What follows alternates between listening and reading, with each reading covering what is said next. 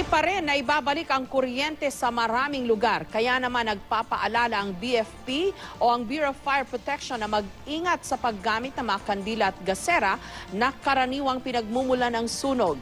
Live mula sa Quezon City, may report si Cesar Apolinario. Cesar? Jessica, habang patuloy ang ginagawang cleanup operation ng mga otoridad, ay may isa na namang problema ang kinakaharap ngayon ng mga maraming residente rito sa National Capital Region dahil marami ang walang kuryente. Nakabibinging langit-ngit na mga yero at nagbabagsak ang mga puno. Mga eksenang likha ng Bagyong Glenda nang rumagasa kaninang umaga. Napalitan ng mas nakabibinging katahimikan at kadiliman sa gabi. Kaya maraming residente gaya sa Quezon City na nagtsatsaga sa ilaw ng gasera o kandila. Makakita lang ng kaunting liwanag matapos ang pananalanta ng Bagyong Glenda.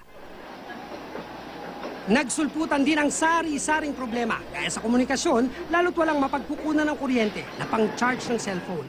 May ilaw ho sa kabila, hindi ko kayo nakikicharge sa kabila? Hindi po, wala po. Ganon kahirap, no ba? Kung walang ilaw. Ang iba, tumiskart na lang para makacharge ng cellphone sa mga mall at mga convenience store.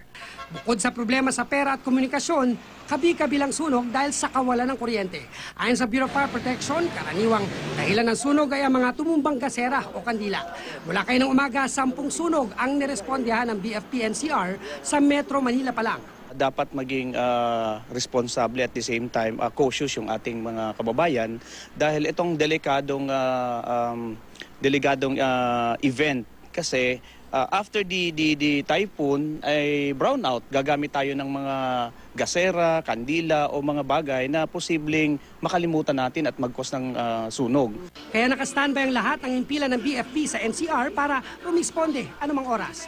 Tumutulong din ang mga taga-BFP sa clearing operations tuwing natatapos ang sunog. Ayon sa Meralco, nagkaroon ng blackout dahil sa mga linya ng kuryenteng tinamaan ng mga bumagsak na puno. Pero naibalik raw ang kuryente sa ilang lugar matapos ang bagyo. Mula kaninang alas 6 ng hapon, naabot pa lang sa 24% ng Metro Manila ang meron ng kuryente. Sa paglilibot namin kaninang alas 7 ng gabi, may mga lugar na sa QC ang naibalik ang kuryente. Bandang alas 6 kasi, ayon sa Meralco, ay mahigit 60% ng kanilang customer ang nananatiling walang kuryente. Jessica, nakausap ko ang spokesperson ng Meralco at sinabi nila na hanggang sa mga oras na ito, ganun pa rin, mahigit 4 million pa rin na households ang walang kuryente sa National Capital Region.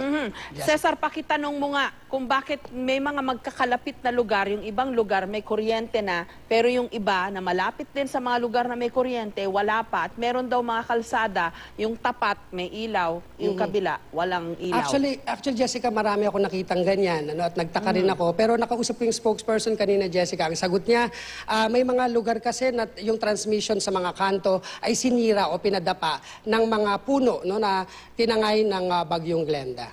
Maraming salamat sa iyo, Cesar Apolinario.